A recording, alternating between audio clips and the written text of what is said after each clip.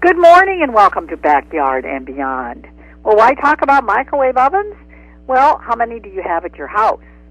I'm guessing at least one. Nearly everybody owns at least one microwave oven, and possibly more if you have a space in your basement, in a family room, whatever. And if you have a kid at college, he or she probably has one also. They are everywhere, and of course the price and the size makes it possible to fit almost everybody's budget. Well, the reason to talk about them is it was about this time in 1955 when the first home microwave ovens were available for purchase. But going back in time, it's sort of interesting how they were developed, and it was quite by accident, kind of like a number of things that we have that we kind of depend on in our lives. And an engineer in the company had been used to making military type equipment, but an engineer was working with a vacuum tube called a magnetron, and I think he ended up being exposed to a lot of electromagnetic radiation. But however, he found that a candy bar in his pocket had melted when he was working with this magnetron. So then, being very open and creative, he placed some popcorn near this tube and found that the popcorn kernels just popped around all over. And then he got another scientist to join him, and they tried out eggs. And they said, they directed this radiation toward the egg, and it began to kind of shake and tremor and quake, and they decided to take a closer look. Well, that was a mistake, because with the yolk being all enclosed, it got hot, and about that time it exploded and splattered all over both of them, saying, yep, it was cooking. And so this thing that began as just sort of by accident began to process. He saw, especially after the war, an opportunity for the company to find something that would work for food. And the first project was titled, this is sort of a secret project, was titled the Speedy Weenie. Well, any of you who remember the beginning of the microwave ovens know that often demonstrations were done with hot dogs because they cook so quickly. But this was actually the title of the project, Speedy Weenie, and this is from one of the workers with the project. Well, of course, when these first started in back in the 40s, it was something not for the home. Raytheon Company had filed a patent proposing that microwaves be used to cook food in 1946. But this oven, and it was a commercial oven, it was used in a Boston restaurant for testing, was 5.5 feet tall and weighed over 750 pounds and cost about $5,000 each. In addition to those kinds of things that would keep it from being in the home was the fact that it needed to be water cooled. So you had to have plumbing to go with your microwave oven. Well, of course, we've gone much beyond that. Now, the continued use meant continued refinements, working out all of the problems and challenges.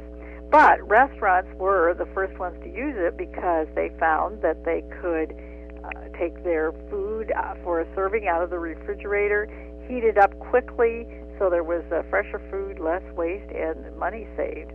But to, of course, really make money on this thing, it had to be way beyond the restaurants. So, of course, again, work continued on it.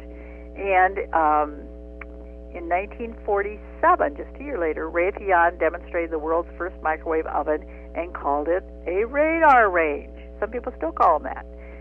And it was the winning name in an employee contest.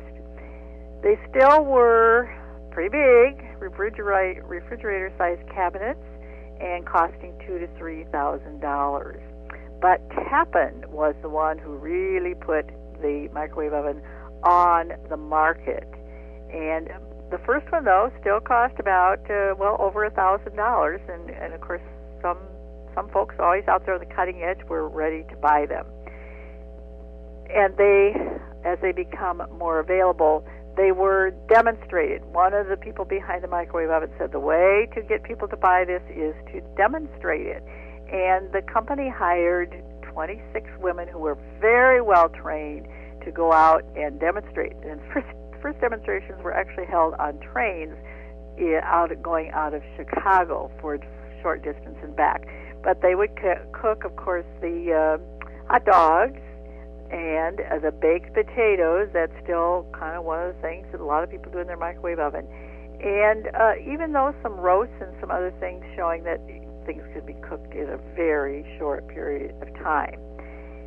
Well, in 1975, by the way, there were a lot of myths and scares. People going, we're going to get killed by this.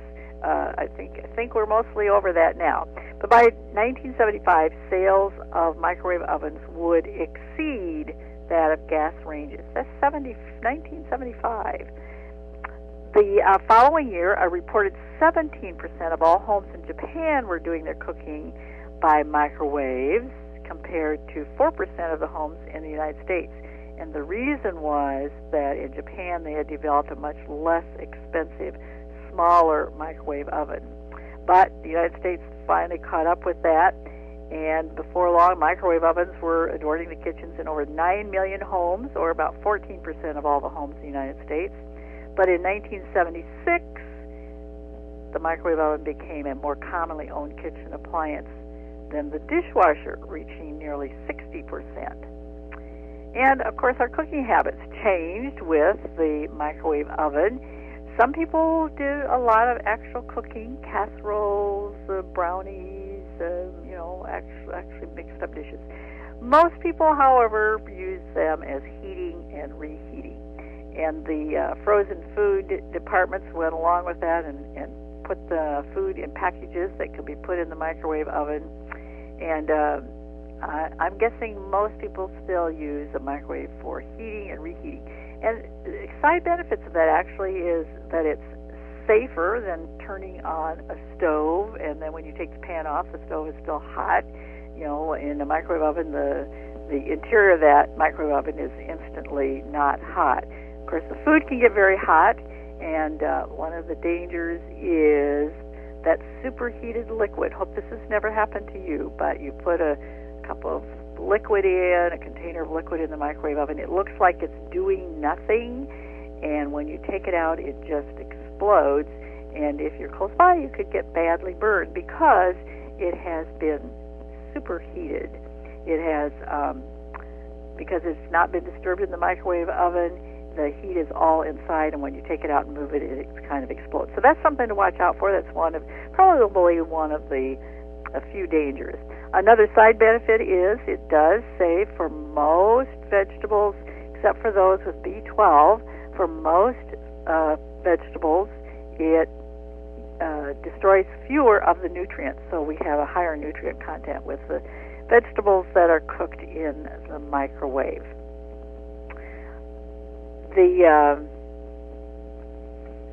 I wanted to remind you, if you are old enough to remember those demonstrations, that these were often done at home shows and at county fairs, and they were often done, as I said, with hot dogs. And some people, backed way away and were really scared to death of them. Others caught right on and said, "Ooh, this is something I want in my home." I'm reminded of, since I was home economist with Extension, we loaded up, another home economist and I loaded up 2 or 3 microwave ovens in a van and went to various towns in Cass County to demonstrate the do's and don'ts with microwave ovens. It was cold in the winter. It was icy. Hey, we went to Cumberland, we went to Messina, we went to, of course, Atlantic, all over with those microwave ovens, helping people, once they'd thought about buying a microwave oven, how they could use it to the very best ability. and some of the things probably that weren't going to be so successful. So it was a way for people, if they had already bought a microwave oven or were thinking about it, to make good decisions about how they use that microwave oven. One of the memories of extension education. Well, what would you do if you own a microwave oven? What would you do without it? I use mine many times a day. So, just a bit of history about the microwave oven. And until next time, here's a thought. Kindness, like a boomerang, always returns.